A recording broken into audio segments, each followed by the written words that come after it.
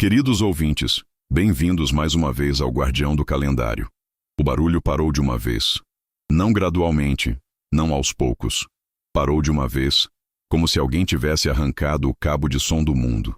A música alta, as risadas, os brindes, o tinido dos copos, tudo desapareceu em uma fração de segundo, substituído por um silêncio denso, pesado, do tipo que antecede o desastre. E então vieram os gritos. O Dr. Marcos Vidal estava com um copo de cerveja na mão, a gravata afrouxada, o sorriso ainda no rosto depois de uma piada que o colega Felipe havia contado pela terceira vez naquela noite. Ele não era o tipo de médico que se desligava completamente do trabalho. Nenhum médico de verdade era. Mas naquela sexta-feira havia decidido tentar. Havia decidido ser apenas um homem de 34 anos, comemorando o aniversário de um amigo num pub barulhento no centro de São Paulo. Sem pensar em prontuários, sem pensar em plantões, sem pensar naquele apartamento vazio que esperava por ele toda a madrugada com silêncio demais. Mas o som de um corpo caindo nunca deixa de chamar a atenção de quem passou anos em prontos socorros. Foi um baque seco, pesado, diferente do som de alguém tropeçando ou de um objeto derrubado. Era o tipo de impacto que o corpo humano faz quando os músculos largam de uma vez e a gravidade vence sem aviso. Marcos largou o copo na mesa sem perceber, já se levantando, já abrindo caminho entre as pessoas que começavam a se aglomerar do outro lado do pub. "Sai da frente, por favor", ele disse, e havia algo na voz dele que fazia as pessoas obedecerem. Anos de corredor de emergência ensinavam isso. "Sou médico. Deixa-me passar." O círculo se abriu, e o mundo de Marcos Vidal parou. No chão, entre os fragmentos de um copo quebrado e uma tiara de noiva que havia voado longe demais, estava uma mulher vestida de branco, o cabelo castanho espalhado no assoalho de madeira escura, a pele pálida como papel, os lábios levemente entreabertos, as amigas em volta dela, algumas chorando, uma tentando chacoalhar os ombros dela, outra gritando para alguém ligar para o SAMU. Marcos não as ouvia. Ele estava olhando para o rosto, para aquele rosto. "Clara", ele sussurrou. Não era uma pergunta. Era o tipo de palavra que sai da garganta antes que o cérebro autorize. O tipo de palavra que existe num lugar mais fundo do que a razão. 6 anos. 6 anos desde a última vez que ele havia visto aquele rosto, e mesmo assim o reconheceu num segundo, com a mesma certeza absoluta de quem reconhece o próprio nome quando chamado. Clara Drummond. A mulher que havia sumido da vida dele sem deixar um bilhete, uma mensagem, um motivo. A mulher que ele havia procurado por meses, que havia ligado para os pais dela e recebido respostas evasivas, que havia passado noites inteiras relendo as últimas conversas deles tentando identificar onde havia errado. A mulher que ele havia finalmente, depois de muito custo, decidido deixar ir. Estava ali, no chão, inconsciente, com um vestido de noiva. "Respira", disse alguma parte dele que ainda funcionava. "Você é médico. Ela precisa de um médico agora. Seja um médico." Marcos se ajoelhou. 6 horas antes, ele não queria ir à festa. Nunca queria, a rigor. Felipe sabia disso e insistia assim mesmo, toda vez, com aquela teimosia carinhosa de amigo de longa data que se recusa a aceitar que o outro virou um ermitão de jaleco. Eles haviam se conhecido na faculdade, sobrevivido juntos à residência médica e agora trabalhavam no mesmo hospital. Felipe na cardiologia, Marcos na clínica de emergências, o que significava que não havia desculpa profissional que Marcos pudesse usar. "Você vai comparecer no meu aniversário ou eu juro que conto para o chefe sobre o caso da semana passada", Felipe havia dito naquela manhã, já na segunda xícara de café do plantão. "Que caso?" "Qualquer um. Eu invento um." Marcos havia sorrido apesar de si mesmo. Era esse o problema com as amizades verdadeiras. Elas não aceitavam a versão de você que queria se esconder. Ele havia chegado ao pub às 21 horas, meia hora depois de todo mundo. Depois de passar em casa para trocar o jaleco por uma camisa de botão e passar a mão no rosto sem se barbear direito. O lugar tinha aquela estética de pub irlandês que São Paulo havia adotado com entusiasmo nos últimos anos. Madeira escura, luzes âmbar, lousas com nomes de cerveja importada, placas decorativas com frases em inglês que ninguém parava para ler. Estava lotado para uma sexta-feira, com 2 grupos de aniversário que Marcos conseguiu identificar logo na entrada. Mais um bando de universitários no canto. Mais uma festa que ele só percebeu depois. O grupo de mulheres com tiaras cor-de-rosa. Uma despedida de solteira. Ele havia notado o grupo de relance sem prestar muita atenção. Eram umas 12 mulheres, a maioria na faixa dos 30 anos. Todas com aquele estado específico de alegria um pouco forçada que caracteriza as festas obrigatórias. Haviam empurrado 3 mesas juntas no fundo do pub. Tinham um balde de espumante no centro. Tinham faixas e balões e aqueles canudos em formatos ridículos que são vendidos especificamente para esses eventos. Marcos havia desviado o olhar e se juntado à mesa de Felipe.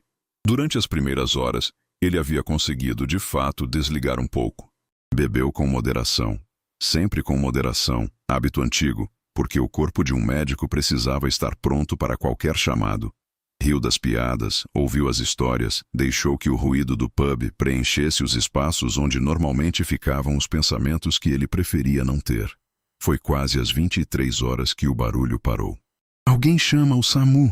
gritou uma das amigas, uma morena de tiara torta, com a voz quebrando no meio da frase. Já chamei, respondeu outra, o celular trêmulo na mão. Ela tá respirando? Ela tá respirando? Marcos ignorou as vozes e colocou 2 dedos no pescoço de Clara. Pulso presente. Fraco, mas presente. Ele observou o tórax dela subir e descer. Respiração superficial, mas regular. Pupilas. Ele puxou uma luz do celular de alguém que estava agachado do lado. Uma das amigas que havia parado de gritar e estava tentando ajudar. Pupilas iguais, com resposta lenta à luz. Síncope. Desmaio simples, aparentemente. Mas havia algo que não estava certo. A cor da pele não era apenas a palidez de quem desmaiou de calor ou de álcool. Era um cinza levemente azulado nos lábios. Uma cianose sutil que a maioria das pessoas não saberia identificar, mas que Marcos reconheceu imediatamente, com aquele frio no estômago que anos de medicina não conseguiam eliminar completamente. Ela bebeu muito hoje? Ele perguntou para as amigas, sem tirar os olhos de Clara. Não, respondeu a morena. Ela mal tocou no espumante. A gente achou estranho. Ela disse que não estava se sentindo bem desde ontem. Ela tem alguma condição de saúde? Algum problema cardíaco, pressão, asma? Silêncio. Gente. Marcos levantou a voz um pouco, mas manteve o tom firme, não agressivo. Ela tem alguma condição de saúde que vocês saibam? As mulheres se olharam. Não, disse alguém. Ela nunca falou nada. Marcos voltou os olhos para o rosto de Clara. Você nunca falou nada. Quanto tempo ele havia passado tentando entender esse silêncio? 6 anos tentando decifrar o que havia faltado, o que ele havia deixado de ver, o que ela havia deixado de dizer. E agora ela estava ali, inconsciente no chão de um pub, a um dia do casamento com outro homem. E ainda havia algo que ela não tinha dito. Ele sentiu a mão dela apertar levemente a dele. Marcos olhou para o rosto de Clara. Os olhos dela haviam aberto. Por um segundo, apenas um segundo, o tipo de segundo que parece durar muito mais, os dois se olharam. Ela estava confusa, desorientada, com aquele olhar perdido de quem está voltando de algum lugar escuro. Mas havia um momento, antes que ela reconhecesse onde estava, antes que ela reconhecesse as amigas e a tiara no chão e o vestido branco e toda a realidade daquela noite, havia um momento em que ela olhou diretamente para ele e o reconheceu. A expressão que passou pelo rosto dela não foi de alívio, não foi surpresa, foi terror. Não, ela disse com a voz tão fraca que quase não saiu. Não, não pode ser você. Clara, ele disse com cuidado com a voz de médico que ele usava quando precisava manter alguém calmo. Você desmaiou. Não se levante ainda. O SAMU está a caminho. Você não pode estar aqui, ela disse, e havia algo além do desmaio no rosto dela agora, algo além da confusão. Havia uma urgência, um pânico que não vinha da queda. Marcos, você precisa ir embora. Eu não vou a lugar nenhum. Você não entende. Então me explica. Os olhos dela fecharam de novo. O coração dele acelerou. Clara. Ele apertou a mão dela. Clara, fica acordada. Olha para mim. Ela não respondeu. E foi nesse momento que o monitor de um dos celulares das amigas mostrou a tela piscando, com uma chamada entrando. A morena atendeu automaticamente, colocou no viva voz, porque as mãos tremiam. Alô? disse a voz do outro lado, masculina, preocupada. Júlia, o que está acontecendo? A Clara está bem? A morena, Júlia, olhou para Marcos com os olhos arregalados. É o noivo, ela sussurrou. Marcos olhou para Clara, inconsciente de novo no chão. Para o vestido branco. Para a tiara que havia caído 2 metros adiante. Para a cianose que havia voltado nos lábios dela. Algo estava muito errado. E ele tinha a certeza absoluta, com aquela intuição clínica que não era mágica, mas era real, que o problema de Clara não havia começado naquela noite. Havia começado há 6 anos. E ela havia fugido dele exatamente por isso. Fora do pub, a sirene do SAMU cortou a madrugada. Marcos Vidal estava de joelhos no assoalho, com a mão de Clara Drummond na sua, esperando pelos paramédicos e tentando impedir que 6 anos de perguntas sem resposta destruíssem o médico que ele precisava ser naquele momento. Mas havia uma coisa que ele não conseguia parar de pensar. Uma coisa que a cianose nos lábios dela e o terror nos olhos dela. E a frase, "Você não pode estar aqui", haviam plantado no centro do peito dele com a precisão de um bisturi. Ela sabia. Ela sempre soube. E havia fugido dele para que ele nunca descobrisse. A ambulância chegou em 8 minutos. Marcos sabia disso porque havia olhado para o relógio no momento exato em que Clara havia fechado os olhos pela segunda vez, e havia olhado de novo quando as portas do pub se abriram com a urgência característica dos paramédicos em serviço. Era um hábito antigo, automático, da época da residência. Registrar o tempo como se o tempo fosse evidência, como se saber exatamente quantos minutos haviam passado pudesse mudar alguma coisa. 8 minutos. Ela havia ficado inconsciente por 8 minutos. "O que temos?" perguntou a paramédica que entrou na frente, uma mulher de uns 40 anos com o cabelo preso e os olhos já escaneando o ambiente. Paciente feminina, aproximadamente 30 anos, síncope com cianose labial persistente, pulso fraco e irregular. Marcos respondeu, e a voz saiu exatamente como deveria, firme e técnica, sem revelar nada do que estava acontecendo dentro do peito dele. Sem histórico médico conhecido relatado pelas acompanhantes, sem ingestão significativa de álcool, sintomas relatados desde ontem. A paramédica o olhou por meio segundo. "O senhor é da área?" "Clínica de emergências, Hospital São Benedito." Ela acenou com a cabeça e se ajoelhou ao lado de Clara sem mais perguntas. Marcos se levantou e recuou 2 passos. Porque esse era o protocolo. Porque aquele espaço agora pertencia à equipe do SAMU. Porque ele precisava sair do raio de Clara para conseguir pensar com alguma clareza. Mas seus olhos não saíram dela. Observou a paramédica fixar o oxímetro no dedo de Clara. Observou o número aparecer no display. Observou a expressão da profissional mudar em frações de milímetro. O tipo de mudança que só quem trabalha com emergência aprende a identificar. Marcos identificou. A saturação não estava boa. "Ela vai para onde?" ele perguntou quando a maca entrou pela porta. "Pronto socorro do samaritano aqui do centro. Eu vou atrás."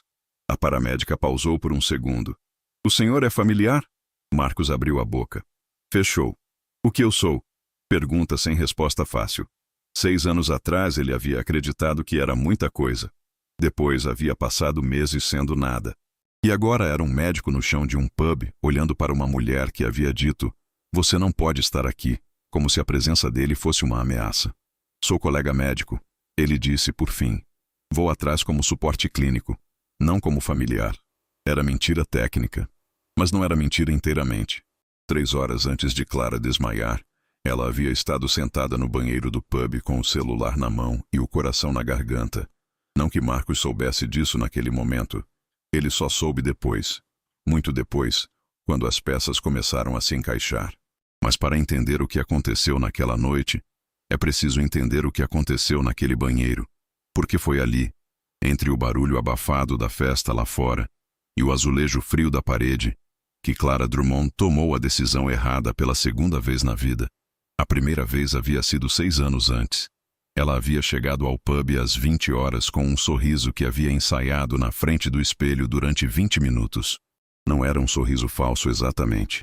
Ela amava as amigas, estava genuinamente grata pela festa, havia esperado por aquele casamento com uma mistura de alívio e afeto que ela mesma não saberia descrever com precisão.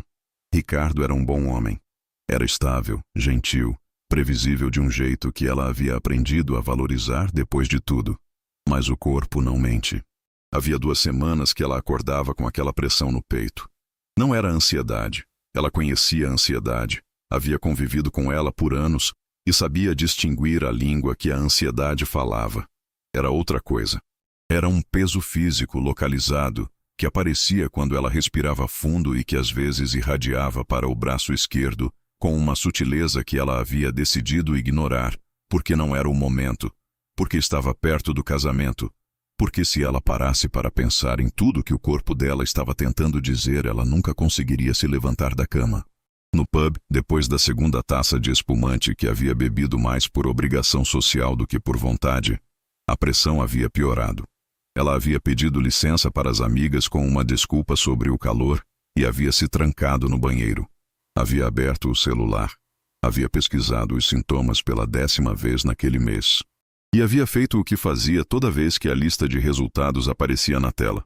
Fechado o aplicativo, respirado fundo, e decidido que na segunda-feira, depois do casamento, depois da lua de mel, depois que a vida voltasse ao normal, ela marcaria uma consulta. Na segunda-feira. Sempre na segunda-feira. Ela havia voltado para a mesa, havia abraçado as amigas, havia colocado a tiara de noiva na cabeça e sorrido para a câmera, e havia pensado: mais 1 hora e eu peço para ir embora. Não durou mais 1 hora. O pronto-socorro do samaritano tinha aquela iluminação de neon branco que Marcos conhecia tão bem que já não o incomodava. A luz que faz todo mundo parecer levemente doente, que apaga as diferenças entre os que trabalham ali e os que chegam precisando de ajuda. Ele havia estacionado o carro na primeira vaga que encontrou, 3 quarteirões adiante, e percorrido o caminho quase correndo sem perceber. Na recepção, apresentou o crachá do Hospital São Benedito e pediu informações sobre a paciente que havia chegado de ambulância. A atendente, jovem, cansada, no meio de uma fila de fichas, o olhou com aquela expressão de quem está prestes a dizer que não pode fornecer informações sobre pacientes. Eu atendi no local, Marcos disse, antes que ela falasse.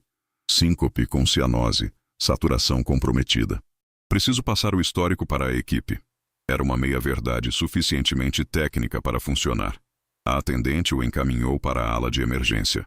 Clara já estava numa maca, com oxigênio, com o monitor cardíaco piscando ao lado.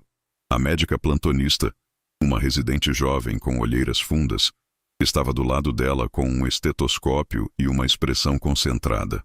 As amigas haviam ficado na sala de espera. Era só Clara, a médica, um técnico de enfermagem, e agora Marcos, que parou na entrada e observou. Observou o monitor. E o frio no estômago voltou, mais forte. O ritmo cardíaco na tela não era normal. Havia uma irregularidade no traçado que ele reconheceu imediatamente. Não porque fosse cardiologista, mas porque havia visto aquele padrão antes, anos atrás, num caso que havia marcado os primeiros meses da sua residência. Era sutil o suficiente para passar despercebido num primeiro olhar, especialmente num pronto-socorro lotado numa sexta à noite, especialmente se a médica plantonista ainda estava construindo o raciocínio clínico. Você viu o ECG dela? Ele perguntou, entrando. A residente se virou, claramente surpresa com a interrupção. Quem é você? Marcos Vidal, Clínica de Emergências, São Benedito. Atendi no local. Ele apontou para o monitor sem esperar permissão. Esse traçado, você viu? A residente olhou para a tela, olhou para ele, voltou para a tela. Estou avaliando. Chama o cardiologista de plantão agora. Marcos disse, e havia uma urgência na voz que ele não estava conseguindo controlar mais. Não daqui a pouco, agora. Eu ainda estou colhendo. Eu sei que você está colhendo. Chama o cardiologista enquanto você colhe. Ele pausou. Respirou. Por favor, confie em mim. A residente o olhou por um segundo longo. Depois pegou o rádio e chamou. Foi nesse momento que Clara abriu os olhos. Desta vez, a confusão inicial foi mais curta. Ela orientou mais rápido. Soube onde estava. Reconheceu o ambiente clínico. Sentiu o oxigênio no rosto. Viu o monitor ao lado. E então virou a cabeça e o viu. Você veio, ela disse. Não era surpresa. Era quase resignação. Vim. Eu pedi para você ir embora. Eu sei. Marcos puxou a cadeira ao lado da maca e sentou. A voz dele estava calma agora. com aquela calma que não era frieza, mas era necessidade. A calma de quem aprendeu que em determinadas situações a emoção precisa esperar. Mas você tem uma irregularidade cardíaca no monitor que eu preciso que um especialista veja. Então você vai ter que me aguentar por mais um tempo. Clara fechou os olhos. Marcos. Sim. Não foi por falta de amor. Ele não disse nada.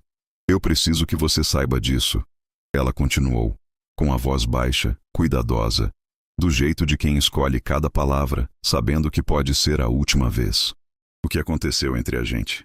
Não foi por falta de amor. Então por quê? Ela virou o rosto para o teto. Ficou em silêncio por um tempo que pareceu muito maior do que era. Porque eu sabia. Ela disse por fim. Sabia o quê? Sabia que eu estava doente. O monitor cardíaco continuou piscando. A iluminação de neon branco continuou impassível. Algum lugar lá fora, na cidade, o barulho da madrugada de sexta-feira continuava sem saber que ali dentro o tempo havia parado. Marcos olhou para o rosto de Clara. E naqueles olhos havia 6 anos de peso. 6 anos de decisões tomadas às escuras. 6 anos de um silêncio que havia custado caro demais. Desde antes de você, ela disse. O cardiologista chegou 4 minutos depois. Era um homem de uns 50 anos, ombros largos, expressão acostumada ao peso da madrugada. Entrou, cumprimentou a residente com um aceno de cabeça, olhou para Marcos com uma interrogação rápida. Quem é esse? E depois virou os olhos para o monitor. Ficou imóvel por 3 segundos. 3 segundos que disseram tudo. Precisamos de um ecocardiograma agora. Ele disse para a residente com uma tranquilidade que era profissionalismo puro. Depois se virou para Clara. Senhora, a senhora tem algum histórico cardíaco? Alguma condição diagnosticada anteriormente? Clara olhou para Marcos. Marcos olhou para Clara. E ela fez a coisa que havia feito 6 anos atrás. A coisa que havia destruído tudo. A coisa que ele agora entendia não como crueldade, mas como medo. O medo específico de quem carrega uma bomba dentro do peito e não quer que ninguém mais fique perto o suficiente para ser atingido. Ela desviou o olhar. Não, ela disse para o cardiologista. Nenhum histórico. Marcos abriu a boca. E então o monitor emitiu um alarme. Não o alarme suave de um parâmetro levemente fora do normal. O alarme estridente, urgente, que todos os profissionais de saúde aprendem a reconhecer nos primeiros dias de treinamento e nunca mais conseguem ouvir sem sentir o coração na garganta. Fibrilação. Código! Gritou a residente, e o quarto explodiu em movimento. Do lado de fora da porta, Marcos Vidal foi empurrado para o corredor pelo técnico de enfermagem que entrava correndo com o carrinho de emergência. Ele deixou. Recuou 2 passos. 3. Encostou as costas na parede fria do corredor do pronto-socorro e olhou para a porta fechada com aquela pressão no peito, que não era clínica, que não tinha nome médico, que era só o peso de entender. Finalmente, completamente, com 6 anos de atraso, porque ela havia sumido. Ela havia fugido para protegê-lo. E agora estava do outro lado daquela porta, sozinha com os médicos e os aparelhos, e o coração que havia guardado o segredo por tempo demais, enquanto ele ficava do lado de fora pela 2ª vez na vida. Só que desta vez, ele não ia embora. Há um tipo de espera que não tem nome preciso na língua portuguesa. Não é ansiedade, porque ansiedade pressupõe incerteza sobre o futuro, e Marcos, naquele momento, não estava pensando no futuro. Não era medo, porque medo tem objeto, tem forma, tem um contorno identificável que a mente pode tentar negociar. Era outra coisa.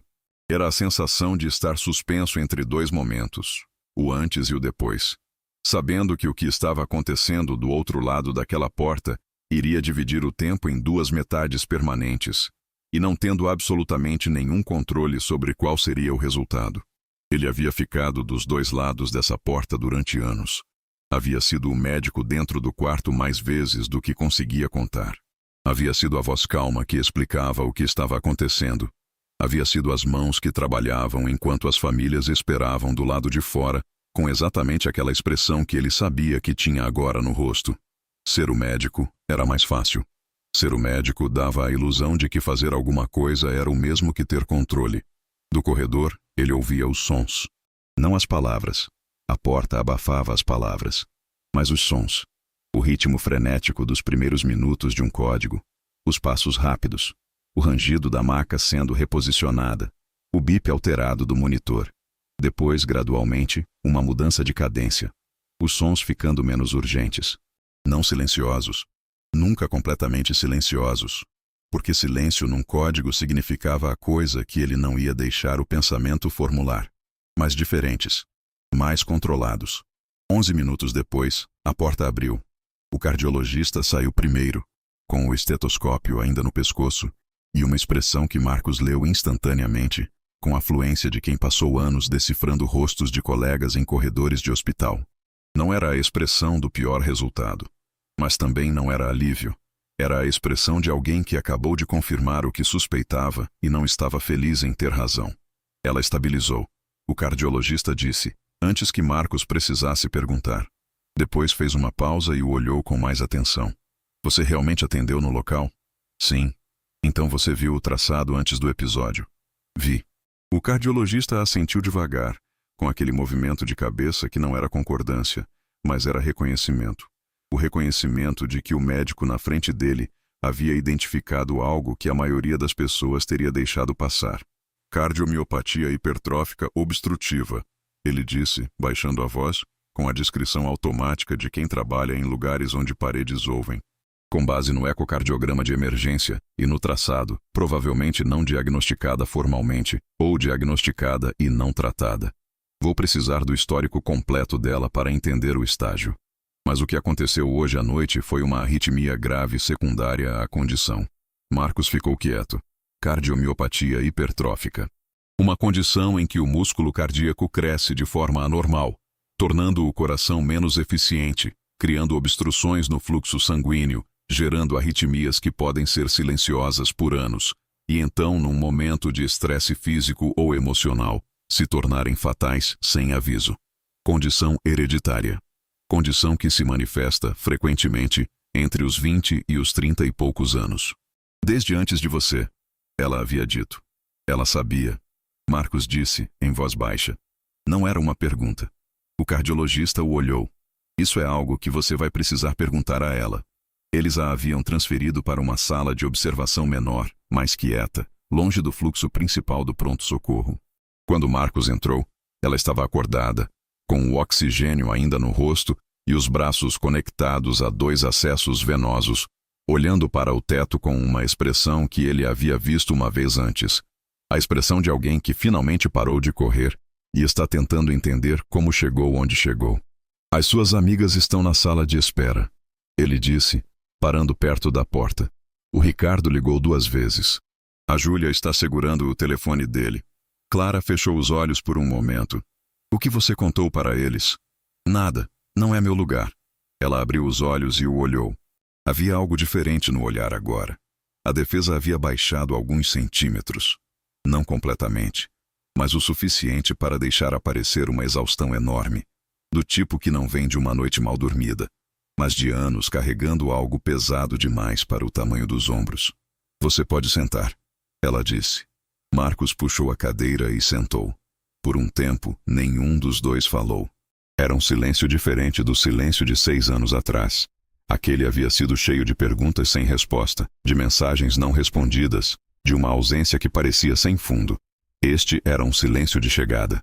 O silêncio de 2 pessoas que percorreram um caminho longo e tortuoso e acabaram chegando ao mesmo quarto, no meio da madrugada, sem mais energia para manter as versões de si mesmas que haviam construído para sobreviver à distância.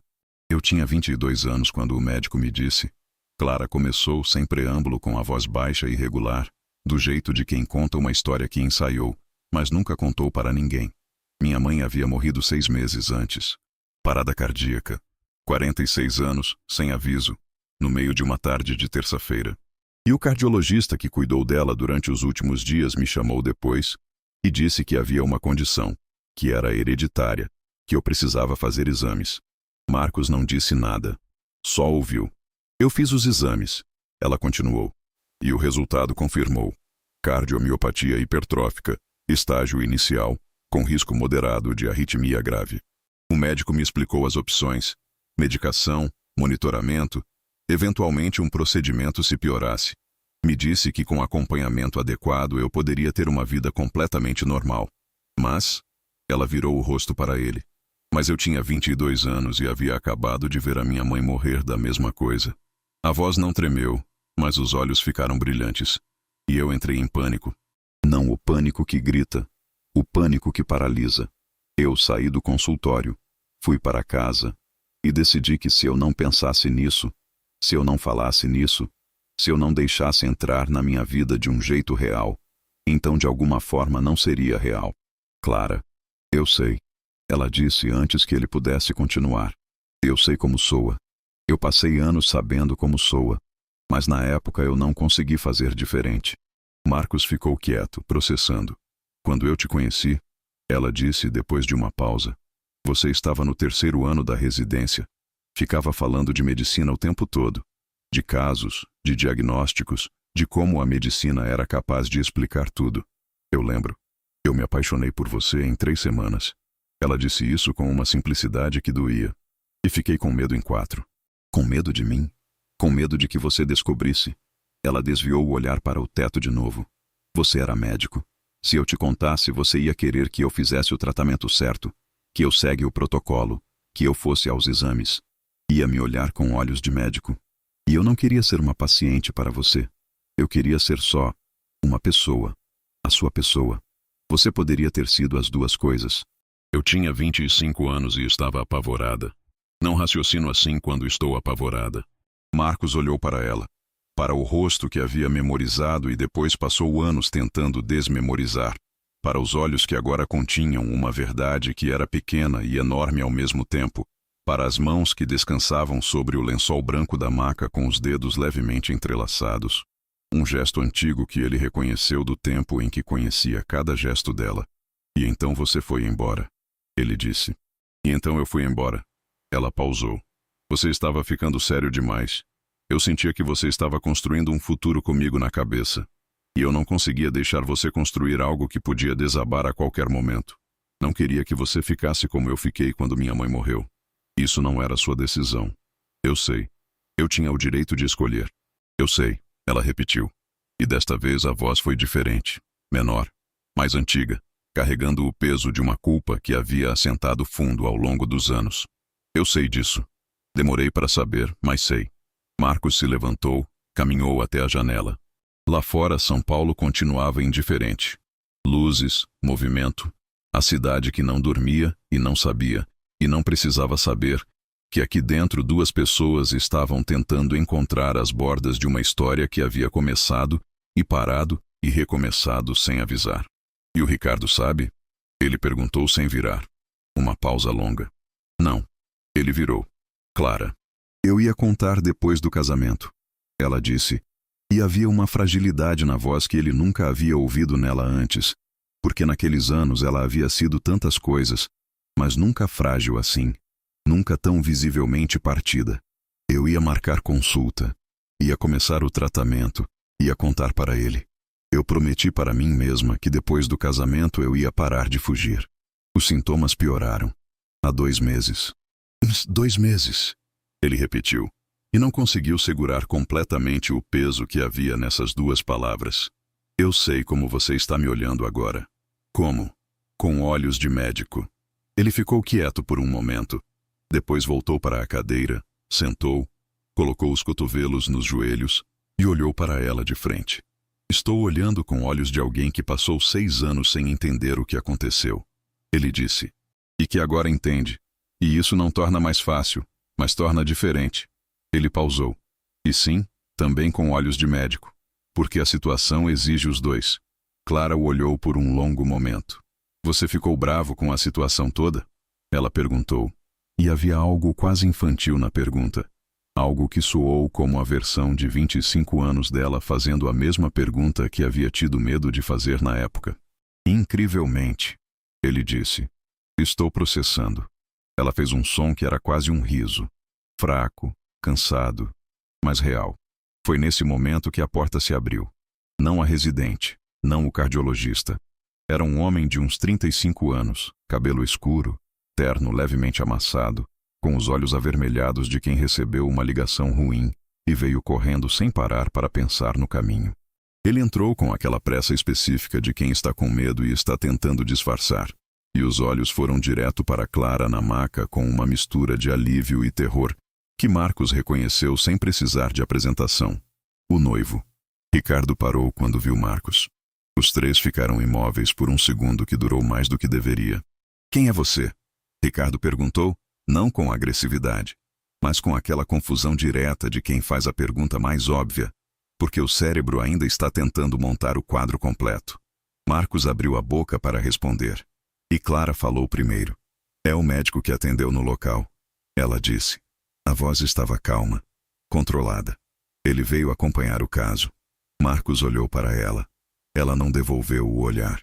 Ricardo atravessou o quarto em 3 passos e pegou a mão de Clara. Se ajoelhou ao lado da maca com aquela entrega completa de quem está genuinamente apavorado de perder alguém.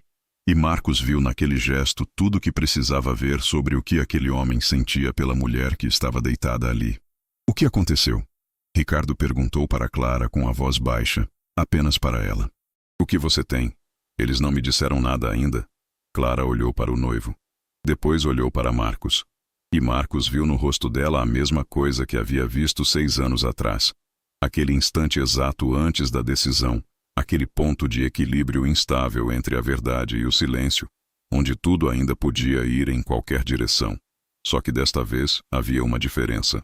Desta vez, ela estava num leito de hospital, com um monitor cardíaco ao lado, e um episódio de fibrilação na ficha de menos de 1 hora atrás. Desta vez, o silêncio tinha um custo que ela não podia mais fingir não conhecer. Ricardo, ela disse, com a voz que Marcos imaginou que ela havia ensaiado para algum momento futuro que havia chegado antes do que planejado. Eu preciso te contar uma coisa. Sobre a minha saúde. Uma coisa que eu devia ter contado há muito tempo. Ricardo a olhou. Não disse nada. Esperou. E Marcos, que não pertencia àquele quarto naquele momento, que havia ficado além do tempo que tinha direito de ficar, que havia ouvido mais do que havia planejado ouvir quando havia se levantado do chão do pub naquela noite. Marcos se levantou silenciosamente, sem chamar atenção, e caminhou para a porta. Antes de sair, Clara virou o rosto para ele por uma fração de segundo. Não disse nada, mas havia algo nos olhos dela que era ao mesmo tempo um pedido e um agradecimento e uma despedida. As 3 coisas ao mesmo tempo, do jeito que só os olhos conseguem dizer quando as palavras não cabem. Ele acenou com a cabeça levemente. E saiu. Do corredor, ele ouviu a voz de Clara começando a falar. Não as palavras. Só o tom. Aquele tom específico de quem finalmente para de segurar e começa a contar, com toda a fragilidade e o alívio misturados que vêm juntos, quando uma verdade guardada por tempo demais finalmente encontra saída. Marcos encostou na parede fria do corredor. Fechou os olhos. Havia uma exaustão nele que não era do horário nem da noite que havia sido longa demais. Era a exaustão de entender, de ter a resposta para uma pergunta que havia carregado por 6 anos e descobrir que a resposta era ao mesmo tempo mais simples e mais pesada do que qualquer coisa que havia imaginado. Ela havia fugido de amor. Esse era o paradoxo que o mundo às vezes criava, sem aviso e sem pedir permissão. O amor que afasta porque não sabe como ficar. O cuidado que se disfarça de abandono porque tem medo demais do custo de ser encontrado. Ele entendeu. Não significava que estava tudo bem, mas entendeu. O cardiologista apareceu no corredor 5 minutos depois, com um tablet na mão e a expressão de quem veio comunicar uma decisão. Ela vai precisar de internação, ele disse. No mínimo 48 horas para estabilizar e completar os exames. Dependendo do resultado do ecocardiograma completo, possivelmente mais. Vamos avaliar a necessidade de ablação ou de um desfibrilador implantável. Marcos acenou com a cabeça. Ela tem chance real de tratamento? Com o diagnóstico correto e aderência ao protocolo? Sim, boa chance. O cardiologista o olhou. Você fez bem em insistir no chamado. O episódio desta noite poderia ter terminado diferente. Marcos não respondeu. O cardiologista continuou pelo corredor. E Marcos ficou parado onde estava, olhando para a porta fechada do quarto, pensando numa coisa que o cardiologista havia dito sem saber o peso completo do que estava dizendo. Poderia ter terminado diferente. Se ele não tivesse ido à festa. Se Felipe não tivesse insistido. Se ele tivesse ficado na mesa em vez de se levantar quando ouviu o baque. Se ele tivesse recuado quando viu o rosto dela. Como uma parte dele havia querido.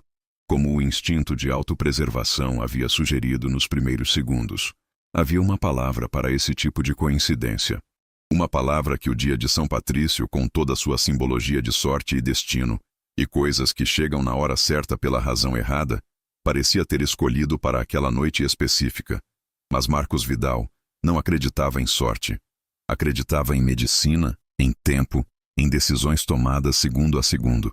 E naquele corredor, no meio da madrugada de uma sexta-feira em São Paulo, havia uma decisão que ele ainda precisava tomar. Uma que não tinha nada a ver com medicina. O celular no bolso de Marcos vibrou. Era uma mensagem de Felipe. Cadê você? Todo mundo foi embora. Tá tudo bem? Ele olhou para a tela por um longo tempo sem responder. Lá dentro do quarto, Clara Drummond estava finalmente contando a verdade. Para o homem que ia se casar com ela no dia seguinte, para si mesma, para o silêncio que havia carregado por mais tempo do que qualquer silêncio deveria durar. E Marcos estava do lado de fora, onde havia ficado por 6 anos, com a diferença de que desta vez não era ela que havia fechado a porta. Era ele que havia escolhido sair. Havia uma distinção enorme entre essas duas coisas. Ele estava apenas começando a entender o tamanho dela. Às 2 da manhã, o pronto-socorro do samaritano tinha aquela quietude específica que não era paz. Era a quietude de quem está contendo a respiração. Das cadeiras de espera com metade dos assentos ocupados por pessoas que haviam aprendido a dormir sentadas. Dos corredores com menos movimento, mas movimento mais urgente. Cada passo mais rápido, cada voz mais baixa, como se a madrugada exigisse uma versão concentrada de tudo. Marcos havia passado madrugadas suficientes em lugares assim para saber que essa quietude era ilusória. As crises não respeitavam horário. Os corações não consultavam o relógio antes de falhar. Ele estava sentado num banco do corredor com um café que havia ficado frio sem que ele percebesse. Havia respondido à mensagem de Felipe com um "fiquei com um caso", te explicou depois. Verdade suficiente para não precisar ser mais verdade do que era. Havia ligado para a plantonista do seu hospital para confirmar que não havia chamados urgentes. Havia feito tudo que um homem sensato faz quando está tentando justificar para si mesmo porque ainda está num corredor de hospital às 2 da manhã, em vez de ter ido para casa. A porta do quarto de Clara havia ficado fechada por 40 minutos. Quando abriu, foi Ricardo quem saiu primeiro. Marcos o viu antes de ser visto. O noivo atravessando o corredor com aquela caminhada de quem precisa de ar. Não literalmente, mas do jeito emocional. O jeito de quem acabou de receber uma quantidade de informação que o corpo ainda não sabe onde guardar. Ricardo chegou até o bebedouro no fim do corredor, ficou de costas por um momento, e então se virou e viu Marcos no banco. Caminhou até ele. Marcos se preparou para não saber exatamente o que. Para a pergunta. Para a acusação. Para alguma versão de "quem você é de verdade?", que era uma pergunta justa, considerando. Ricardo parou na frente dele. Ficou em silêncio por um momento com as mãos nos bolsos e os olhos que eram de um homem que havia chorado nos últimos 40 minutos. Mas havia parado e estava tentando encontrar o chão firme de novo. Ela disse que você a reconheceu no pub. Ricardo falou por fim. Não era acusação. Era a construção cuidadosa de alguém tentando entender uma sequência de eventos. Que você eram próximos. Fomos. Marcos disse. Há 6 anos. Ricardo acenou com a cabeça devagar, processando. E hoje, de todas as noites, ele disse, mais para si mesmo do que para Marcos, com aquele tom de quem está tentando encaixar uma coincidência grande demais para caber numa lógica simples. Hoje, de todas as noites. Marcos confirmou. Outro silêncio. Ela me contou sobre a condição. Ricardo disse. Sobre a mãe. Sobre os exames de anos atrás. Sobre os sintomas das últimas semanas. Ele pausou. E Marcos viu no rosto dele a camada específica de dor que vem não da traição, mas do entendimento tardio. Quando se percebe que o silêncio de alguém não era frieza, era medo. Eu precisei de um tempo para recalibrar. É razoável. Eu fiquei bravo. Ricardo disse isso com uma honestidade direta que Marcos respeitou involuntariamente. Não com ela exatamente. Com a situação. Com o fato de que ela estava carregando isso sozinha, e não me deixou carregar junto. Ele levantou os olhos para Marcos. Você entende esse tipo de raiva? Marcos pensou em 6 anos. Entendo muito bem. Ricardo olhou para ele por um momento. Um olhar de avaliação. Não hostil, mas honesto. O olhar de um homem inteligente tentando ler uma situação que tinha mais camadas do que o visível. Ela ficou bem com você aqui? Ricardo disse. Não era pergunta, mas havia uma interrogação implícita. Ela ficou viva. Marcos respondeu. Que era o que importava esta noite. Ricardo considerou isso. Então estendeu a mão. Marcos a apertou. Era um aperto estranho, carregado de todas as coisas que os dois sabiam e não estavam dizendo. Mas era real. O tipo de gesto que 2 homens adultos fazem quando reconhecem que estão dos 2 lados de uma situação impossível e decidiram, sem discutir, não a tornar pior. Vou voltar para ela. Ricardo disse. Vai. O noivo caminhou de volta para o quarto. Antes de entrar, parou com a mão na maçaneta e se virou uma última vez. Obrigado, ele disse. Simples, sem adorno. Marcos acenou com a cabeça. A porta fechou. Ele deveria ter ido embora naquele momento. Sabia disso. Era o encerramento lógico da noite. Clara estava estável. Estava sendo cuidada. Havia pessoas que a amavam do lado de dentro e profissionais competentes no comando do caso. O papel de Marcos havia terminado no corredor. Talvez antes. Talvez no momento em que o cardiologista havia chegado. Tudo o que havia acontecido depois estava além do dever clínico e dentro de um território sem nome claro, sem protocolo estabelecido, sem manual de conduta. Mas havia uma coisa que ele não conseguia deixar ir. Uma informação clínica. Uma pergunta que havia ficado aberta no quarto e que o médico nele, não o homem, o médico, não conseguia ignorar. Ele foi até a enfermagem e pediu para falar com o cardiologista de plantão. O médico apareceu 5 minutos depois com cara de quem foi arrancado de um momento raro de descanso, mas sem ressentimento. O olhar pragmático de quem entende que o trabalho chama quando chama. O histórico familiar, Marcos disse direto. A mãe dela morreu de parada cardíaca aos 46 anos, condição provavelmente não diagnosticada. Clara tem o diagnóstico desde os 22, sem tratamento regular por mais de uma década. Você vai precisar desse contexto para calibrar o protocolo. O cardiologista o olhou. Ela te contou isso? Sim. Ela te contou a você. Uma pausa. Não a equipe. Não a equipe ainda. Mas vai contar. Ela já começou a falar. Marcos escolheu as próximas palavras com cuidado. Ela passou muito tempo carregando isso sozinha por medo. Esta noite alguma coisa mudou. Mas vai precisar de alguém com paciência para colher o histórico completo sem pressa. O cardiologista ficou em silêncio por um momento, com aquela expressão de médico experiente que está avaliando não só a informação, mas a fonte. Você tem algum envolvimento pessoal com essa paciente? Ele disse. Também não era pergunta. Tive. No passado. Esta noite fui o médico que ela precisava. Amanhã não precisa mais de mim. Mas precisa de um bom protocolo e de uma equipe que entenda que ela vai precisar de tempo para confiar no processo. O cardiologista assentiu devagar. Vou levar em conta. Obrigado. Marcos foi embora do corredor antes que o outro médico pudesse fazer mais perguntas. O ar fora do hospital tinha aquele cheiro de madrugada paulistana, uma mistura improvável de garoa fina, escapamento residual e alguma coisa que nunca foi completamente identificada, mas que era inconfundivelmente São Paulo. Inconfundivelmente 3 da manhã. Inconfundivelmente o tipo de momento em que a cidade parece menor e mais honesta do que é de dia. Marcos ficou parado na calçada por um momento com as mãos no bolso. Havia um banco de praça do outro lado da rua, embaixo de uma árvore que havia decorado os galhos com enfeites verdes deixados ali por alguém que havia celebrado o dia de São Patrício com mais entusiasmo do que a maioria.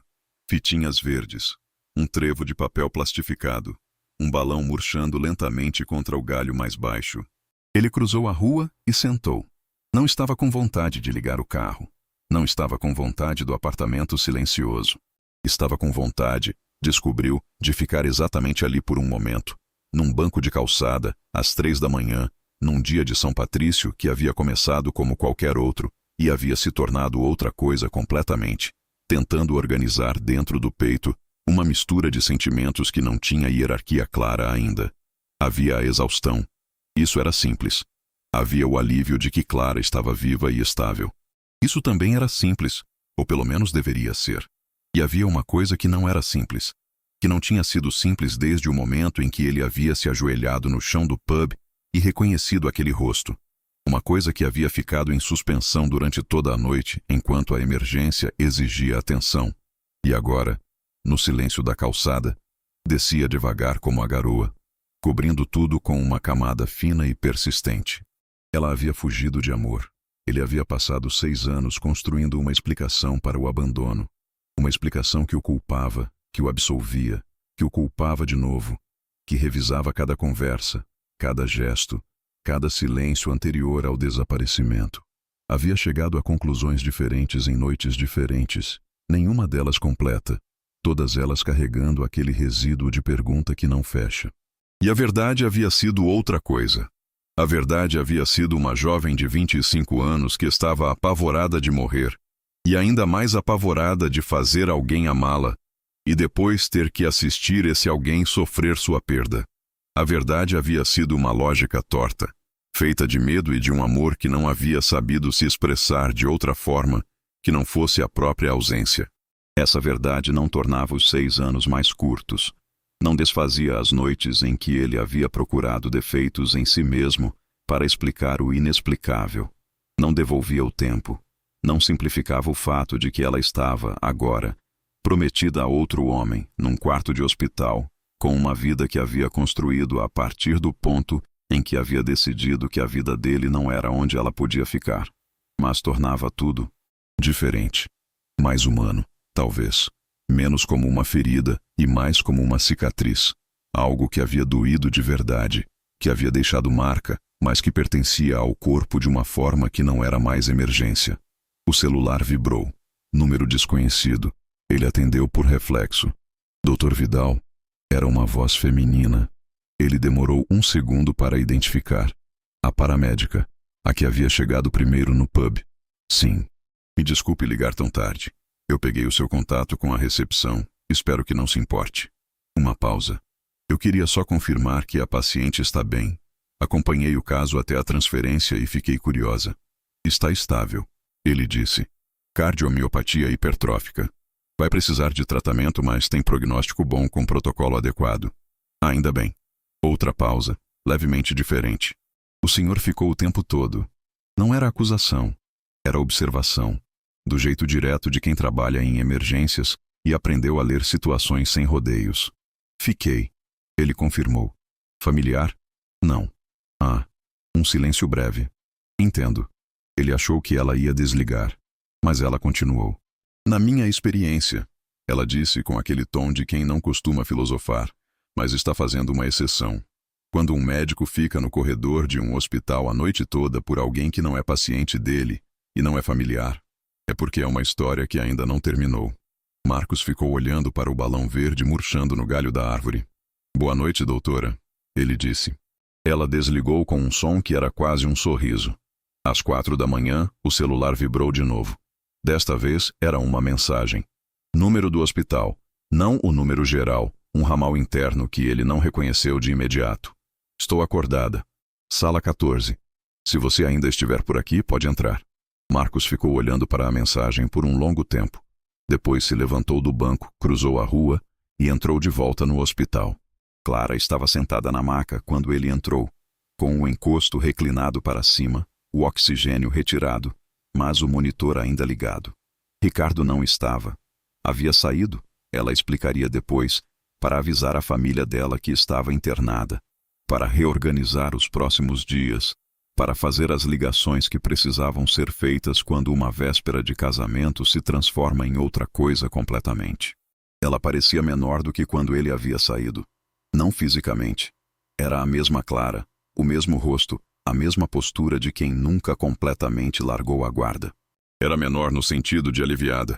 De uma pessoa que havia carregado um peso por tanto tempo que a ausência dele ainda causava estranhamento, como quando se tira uma mochila depois de uma caminhada longa e os ombros continuam sentindo o peso que não está mais lá. Você ainda estava aqui, ela disse. Estava na calçada. Contando trevos? Tinha só um, e estava murchando. Ela fez aquele som de novo. Quase riso, ainda fraco, mas um pouco mais real do que antes. Marcos sentou na cadeira. O monitor cardíaco piscava com aquela regularidade que para ele era linguagem familiar. O ritmo ainda com pequenas irregularidades que o protocolo dos próximos dias iria começar a endereçar. Mas presente, constante, fazendo seu trabalho. O Ricardo foi embora para resolver as coisas. Ela disse: "Eu sei." Ele ficou. Mesmo depois de tudo que contei, ele ficou. Havia algo de espanto genuíno na voz dela, do tipo que aparece quando as pessoas descobrem que foram amadas de um jeito maior do que haviam apostado. Ele ficou bravo. Chorou um pouco. E ficou. Ele parece um homem bom. É. Ela olhou para as mãos. Eu não merecia o silêncio que mantive com ele. Assim como não mereci o que fiz com você. Clara, deixa eu falar. Ela levantou os olhos. Passei a noite toda pensando sobre o que ia dizer se você ainda estivesse aqui. Quero aproveitar que ainda tenho coragem. Marcos ficou quieto. Eu errei com você. Ela disse. Não a decisão de ir embora, porque naquele momento eu não tinha capacidade de fazer diferente. Mas o jeito. Simplesmente desaparecer, sem explicação, sem te dar chance de entender. Isso foi covarde. E foi cruel. E eu carrego isso. Você tinha medo. Eu tinha medo. E usei o medo como desculpa para não ter que olhar para o que estava fazendo. Ela pausou. Você merecia a verdade. Você merecia escolher. O monitor piscou. Você está me pedindo perdão? Ele perguntou, não com ironia, com genuína curiosidade sobre o que ela estava construindo. Estou te devolvendo uma explicação que você merecia há 6 anos. Ela disse. O perdão é uma decisão sua. Não vou te pedir. Marcos ficou em silêncio por um longo momento, olhando para ela. Pensou nos 6 anos. Pensou nas perguntas. Pensou na raiva que havia se transformado em vazio, que havia se transformado, muito gradualmente, em uma cicatriz que ele havia aprendido a carregar sem pensar.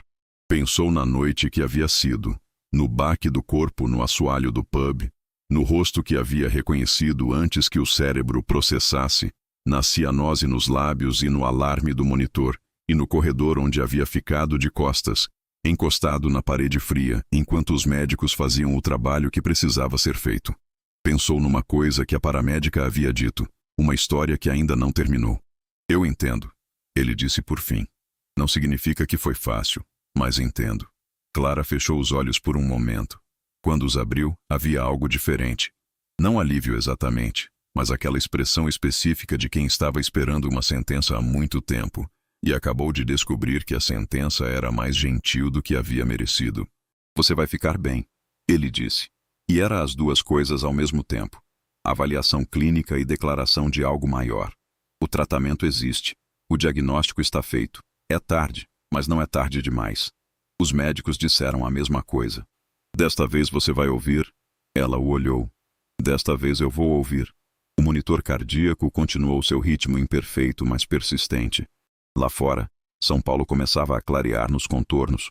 Aquele cinza específico que antecede a aurora nas cidades grandes, quando a escuridão cede não de uma vez, mas em camadas, como alguém que levanta devagar, sem querer acordar o resto do mundo junto. Marcos se levantou. Cuida de você, ele disse. Marcos. Ele parou na porta. Se algum dia, ela começou, e então parou, como se estivesse avaliando se tinha direito à frase que estava construindo. Se algum dia você quiser tomar aquele café que a gente nunca tomou de verdade, sem pressa, sem o passado pesando em cima, o convite está aberto. Ele ficou em silêncio por um momento. Talvez um dia, ele disse. Não era promessa, não era recusa. Era a resposta honesta de um homem que havia chegado no fim de uma noite longa com mais perguntas respondidas do que havia trazido, e que precisava, agora, de tempo e de distância, e de algum sono para descobrir o que fazer com todas as respostas. A porta fechou com o som suave dos lugares que cuidam de pessoas que precisam de cuidado. No corredor, Marcos Vidal caminhou em direção à saída com aquela leveza estranha de quem carregou um peso por tanto tempo que não sabe mais andar sem ele. O celular vibrou. Felipe de novo. Sério? Tu sumiste? Tá vivo? Desta vez ele respondeu. Tu. Foi uma noite comprida, te conto na segunda. Lá fora, o primeiro clarão do sábado começava a riscar o horizonte de São Paulo. Em alguma sala do hospital, Clara Drummond estava acordada com o monitor ao lado e a verdade finalmente dita, e o coração. O coração real, o músculo imperfeito que havia guardado o segredo por mais tempo do que deveria, fazendo seu trabalho imperfeito, mas real. E Marcos Vidal estava atravessando a porta giratória do hospital, em direção à madrugada que já virava manhã, sem saber ainda o que a história que havia começado num pub tinha guardado para o capítulo seguinte. Mas pela primeira vez em 6 anos, não estava com medo de descobrir. 3 semanas depois, Marcos estava revisando prontuários quando o celular tocou. Não era um número que ele tinha salvo, mas havia algo no prefixo que ele reconheceu. O ramal externo do Samaritano. Atendeu com aquela atenção automática que os médicos nunca desligam completamente, mesmo fora do plantão. Mesmo num sábado de manhã com café na mão e a janela do consultório deixando entrar um sol que São Paulo havia decidido oferecer sem avisar. Dr. Vidal. A voz era masculina, madura, com aquela cadência pausada de quem escolhe as palavras não por insegurança, mas por hábito de precisão. Aqui é o Dr. Henrique Castelo, cardiologia do Samaritano. Nós nos cruzamos brevemente há algumas semanas. Me lembro, Marcos disse endireitando na cadeira. Estou ligando a respeito da paciente Clara Drummond. Ela assinou uma autorização para que eu pudesse entrar em contato com o senhor. Uma pausa. Há uma informação clínica que surgiu durante o aprofundamento do histórico dela, e que eu achei que o senhor deveria conhecer. Não como familiar, sei que não é o caso, mas como médico que atuou na primeira resposta. Por uma questão de completude. Marcos pousou o café. Pode falar. O Dr. Castelo respirou uma vez, do jeito de quem está organizando uma sequência que sabe ser densa. Durante o levantamento do histórico familiar completo, pedimos os prontuários da mãe de Clara, Dona Irene Drummond. Ela faleceu há 8 anos, como o senhor provavelmente sabe, de parada cardíaca por cardiomiopatia hipertrófica não diagnosticada. Os últimos dias dela foram no Hospital das Clínicas, ala de emergência. Outra pausa. Ao revisar esses registros para entender a progressão da doença na linhagem familiar, encontramos o nome do residente responsável pelo atendimento nas últimas 48 horas. O residente que identificou a irregularidade no traçado, que solicitou o ecocardiograma de emergência, que ficou com ela até o fim tentando reverter o quadro. Marcos ficou imóvel. Havia algo acontecendo no centro do peito dele. Não dor, não exatamente. Era aquela sensação específica de quando o mundo reorganiza silenciosamente uma peça que você não sabia que estava fora do lugar. O nome no prontuário, o Dr. Castelo continuou, com a voz ainda pausada. Ainda precisa. É Marcos Vidal. 3º ano de residência. Hospital das Clínicas. Ala de emergência. 8 anos atrás. O silêncio que se seguiu durou mais do que qualquer silêncio daquela manhã havia direito de durar. Marcos não disse nada porque não havia nada para dizer. Havia apenas o peso enorme e quieto de uma compreensão que estava descendo por camadas. Cada camada revelando outra abaixo. Como quando se remove a terra de uma coisa antiga e se descobre que é maior do que parecia. Ele havia estado com a mãe de Clara, nos últimos 2 dias da vida dela. Havia identificado a irregularidade no traçado. O mesmo traçado, o mesmo padrão que ele havia reconhecido imediatamente no monitor do pronto-socorro 3 semanas atrás, com aquela certeza que havia descrito para si mesmo como intuição clínica, como memória de emergência, como um saber que não sabia de onde vinha. Sabia agora. Havia vindo de uma mulher de 46 anos, numa maca das Clínicas, 8 anos atrás, num dos primeiros casos graves da sua residência. O caso que havia marcado para sempre a maneira como ele lia um eletrocardiograma. O caso que havia ensinado a ele que certos padrões precisam ser reconhecidos antes que se tenha tempo de pensar. O caso que ele havia carregado como lição sem saber que estava carregando também um fio invisível que ligava 2 histórias que ainda não haviam se encontrado. Ele não havia conseguido salvar Dona Irene, mas havia aprendido com ela o suficiente para salvar a filha. Dr. Vidal, a voz do cardiologista chegou de longe, atravessando o silêncio. Estou aqui, Marcos disse. A voz saiu inteira, o que o surpreendeu. Clara sabe, o Dr. Castelo disse. Foi ela quem pediu para que eu ligasse. Ela disse que você merecia saber e que ela não tinha coragem de contar pessoalmente ainda. Uma pausa menor. Ela está bem, clinicamente falando, respondendo muito bem ao protocolo. O casamento foi adiado, não cancelado. Os dois decidiram juntos dar um tempo para que ela se estabilize. O prognóstico é bom. Com aderência ao tratamento, vida completamente normal. Fico feliz em saber, Marcos disse. Uma última coisa. O cardiologista falou, e havia nessa última coisa um tom levemente diferente, um tom que era quase humano, quase pessoal, vindo de um homem que provavelmente não costumava fazer ligações como essa, mas havia decidido fazê-la assim mesmo. Naquela noite no pronto-socorro, o senhor me disse que ela havia fugido por medo, que havia carregado isso sozinha por muito tempo. Ele pausou. Pelo que encontrei no prontuário antigo, o senhor também carregou. O caso da mãe dela. Todos esses anos sem saber a ligação. Carregamos coisas que não sabemos que estamos carregando. Marcos disse quase para si mesmo. É a medicina. O Dr. Castelo respondeu simplesmente. Às vezes também é a vida. Um último silêncio breve. Bom dia, doutor. A ligação encerrou. Marcos ficou parado com o celular na mão por um tempo que não soube medir. O café estava frio. O sol pela janela havia mudado de ângulo, o que significava que mais tempo havia passado do que parecia. Lá fora, São Paulo seguia seu sábado com a indiferença característica das cidades grandes. Ônibus, buzinas, a vida de 8 milhões de pessoas acontecendo simultaneamente, sem saber e sem precisar saber o que havia acabado de ser revelado num consultório do 3º andar de um hospital do centro. Ele pensou em Dona Irene. Não tinha um rosto claro para ela depois de tantos anos. A memória clínica havia preservado o traçado, o ritmo, os números, mas os rostos dos pacientes perdidos costumavam borrar com o tempo, misturados uns com os outros numa fusão gentil que a mente fazia por necessidade de sobrevivência. Mas havia uma coisa que ele lembrava com clareza. Havia lembrado sempre, mesmo sem entender por quê. Nos últimos minutos, quando os esforços já não eram mais suficientes e os monitores começavam a contar uma história sem reversão, Dona Irene havia aberto os olhos por um momento e dito alguma coisa que ele havia ouvido, mas não havia conseguido completamente decifrar na urgência do momento. Uma palavra, ou talvez duas, baixo demais para o barulho da sala. Ele havia pensado naquilo por semanas depois. Havia decidido eventualmente que havia sido o nome de alguém, que ela havia chamado alguém que amava antes de ir. Agora, 8 anos depois, ele pensou que talvez soubesse o nome. Havia uma cafeteria na esquina abaixo do hospital, onde Marcos almoçava às vezes quando o dia permitia. Um lugar pequeno, sem pretensão, com aquelas mesas de madeira que já tinham visto conversa suficiente para escrever um livro e uma funcionária de meia-idade que se lembrava do pedido de cada cliente sem anotar. Ele desceu, pediu o café que havia esquecido de tomar e sentou perto da janela. Ficou olhando para a rua.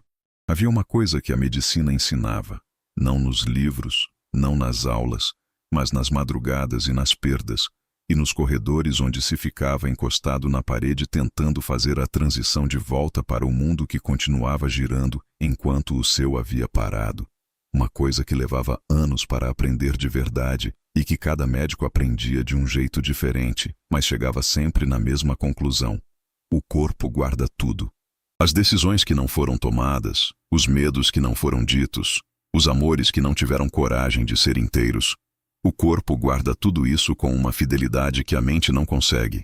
Vai guardando, vai acumulando, vai encontrando maneiras de falar que não dependem de palavras. Fala através de ritmos e pressões e irregularidades que aparecem nos traçados de pessoas que achavam que haviam guardado bem o suficiente para não precisar dizer. Clara havia guardado por 6 anos o diagnóstico, por 2 meses os sintomas, por toda a noite da festa a decisão de finalmente parar. Dona Irene havia guardado a doença por uma vida inteira, o suficiente para que ela crescesse em silêncio até o silêncio ser tudo. E Marcos havia guardado, sem saber, a lição que uma mulher o havia ensinado sem nunca ter falado diretamente com ele. A lição de um traçado específico num monitor específico numa madrugada de 8 anos atrás que havia ficado gravada na memória clínica com uma nitidez que ele nunca havia conseguido explicar completamente. Até agora, o celular vibrou na mesa. Mensagem. Número desconhecido que ele reconheceu pelo prefixo do samaritano, diferente do ramal do Dr. Castelo. Um número pessoal. O Castelo me disse que ligou. Desculpa não ter tido coragem de ligar eu mesma. Ainda estou aprendendo a não fugir das coisas difíceis. Marcos olhou para a mensagem por um longo tempo. Depois digitou: Como você está? A resposta veio rápido. Rápido o suficiente para dizer que ela estava com o celular na mão, esperando. Assustada, aliviada, com uma lista enorme de consultas nos próximos meses. Mas estou aqui. Isso é o que importa. Uma pausa. Depois: Você sabia que o pub onde eu desmaiei tinha o nome de um santo irlandês? Minha amiga me mandou a foto do letreiro hoje. São Patrício. A festa de despedida foi num pub chamado São Patrício e nenhuma de nós tinha prestado atenção. Marcos olhou pela janela da cafeteria. Sorriu. Não o sorriso de quem acha graça, mas o sorriso de quem reconhece a ironia impossível e decide, depois de tudo, não lutar contra ela. Sempre fui mais de ciência do que de destino. E agora? Ele ficou olhando para a tela. Pensou no traçado no monitor. Pensou em Dona Irene. Pensou em 8 anos de um fio invisível que havia ligado duas histórias sem que nenhuma das duas soubesse. Pensou numa noite de sexta-feira num pub barulhento onde um homem havia decidido comparecer a uma festa que não queria ir e uma mulher havia finalmente parado de fugir. Os dois sem saber que o chão onde estavam era o mesmo chão, que a história que estavam vivendo tinha raízes mais antigas do que qualquer um dos dois havia calculado. Agora estou numa cafeteria na esquina do meu hospital tomando um café frio e pensando que talvez ciência e destino não sejam tão diferentes quanto eu acreditava. 3 pontinhos piscaram na tela. Depois: Obrigada, Marcos, por tudo. Pela minha mãe, mesmo sem saber. E por mim. Ele ficou olhando para essa frase por um tempo longo. Então guardou o celular no bolso, pegou o café e olhou para a rua. Para São Paulo no sábado de manhã, para as pessoas que passavam sem saber que estavam passando pelo meio de histórias que não eram as suas, para a luz que havia decidido aparecer depois de semanas de céu fechado. Como se o mundo tivesse guardado esse dia para alguma coisa que ainda estava sendo descoberta. Há perguntas que a medicina não responde. Não porque a medicina seja insuficiente, pelo contrário, porque a medicina é honesta o suficiente para saber os limites do que pode ser medido, pesado, colocado num gráfico, explicado num prontuário. A medicina explica o traçado, mas não explica por que aquele traçado específico ficou gravado na memória de um residente específico por 8 anos. Explica a genética da cardiomiopatia, mas não explica por que 2 desconhecidos se encontraram numa cidade de 8 milhões de pessoas e construíram algo que uma delas não soube guardar e a outra não soube perder. Explica a síncope, o ritmo, a saturação, o protocolo, mas não explica por que uma mulher desmaiou exatamente no lugar e no momento em que havia uma única pessoa no mundo capaz de reconhecer, num instante, o que estava errado. Para essas perguntas, a medicina inclina a cabeça e deixa espaço. Espaço para o que cada um decide chamar pelo nome que a própria história ensinou. Destino, acaso, coincidência, sorte de trevo em noite de São Patrício, ou simplesmente aquela força sem nome que às vezes, sem avisar e sem pedir licença, puxa os fios certos na hora certa e costura o que havia sido rasgado com uma linha tão fina que só se vê depois, quando se olha de longe para o tecido completo. O que Marcos Vidal aprendeu naquela noite, e nas 3 semanas que se seguiram, e no telefonema de sábado, e no café frio da cafeteria da esquina, não estava em nenhum livro de medicina que havia estudado. Estava no único lugar onde as coisas mais importantes sempre estiveram, nos espaços entre o que se diz e o que se guarda, entre o que se perde e o que volta de um jeito diferente. Entre uma mãe que partiu sem que o filho soubesse o nome e uma filha que quase partiu do mesmo jeito, e não partiu porque alguém havia aprendido, 8 anos antes, sem saber para quê. A vida raramente explica seus próprios métodos. Mas às vezes, se a gente tiver paciência e não fugir antes do fim, ela mostra o resultado. E o resultado naquela manhã de São Paulo era um médico numa cafeteria tomando um café que havia ficado frio, com um leve sorriso que ele mesmo não havia notado ainda, olhando para uma rua que parecia, por nenhuma razão específica, um pouco mais clara do que na semana anterior. Às vezes a sorte não chega com fanfarra e trevo verde. Às vezes chega com o baque de um corpo no assoalho, com o alarme de um monitor, com uma ligação numa manhã de sábado que reordena 8 anos de uma vez. E às vezes o destino não é uma linha reta entre 2 pontos.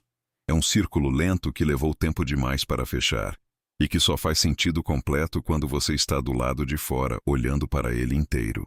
Clara Drummond estava viva. Estava tratando o coração que havia protegido ao custo errado. E Marcos Vidal estava começando a entender que carregar uma lição sem saber sua origem não é peso, é promessa. A promessa de que nada do que vivemos se perde completamente. Que tudo, na hora certa, encontra onde pertence. Se essa história tocou o seu coração, você sabe o que fazer. Clica em inscrever-se e ativa o sino, porque aqui, toda semana, tem uma história nova esperando por você. Uma história que vai te fazer sentir que vale a pena ficar. Até a próxima noite.